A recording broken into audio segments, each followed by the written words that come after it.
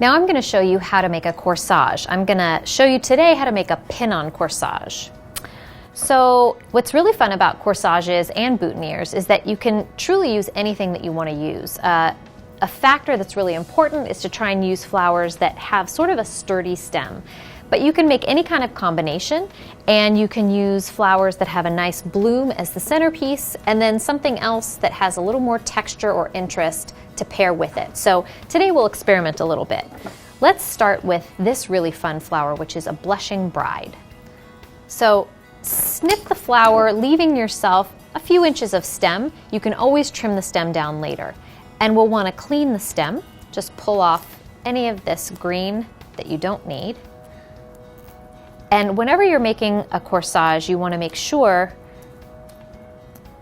that the bloom of the flower is going to lay nicely on somebody's chest, because this is where we're going to pin it. So I like the way this is working here. And this has a sturdy stem, but it's a little bit bendy so that I can make the flower face out. Nice presentation. So let's start with this blushing bride. I may or may not want to keep this little bud here, but let's see how it pairs with something else. So let's take a little bit of scabiosa. And a corsage can be really made to order. If somebody likes a lot of floral on there, you can make it with several blooms or just one or two. I'm going to pair this scabiosa with the blushing bride. I really like how this looks. Again, I'm testing it on the chest, making sure that it faces out.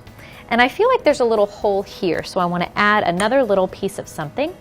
Let's add some of this really interesting blackberry. This corsage is going to be a little bit rustic, a little non-traditional. It's kind of fun for a modern wedding. Again, trimming the blackberry like I did with the other blooms.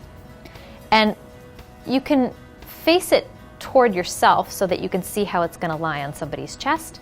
But this is really nice, I think.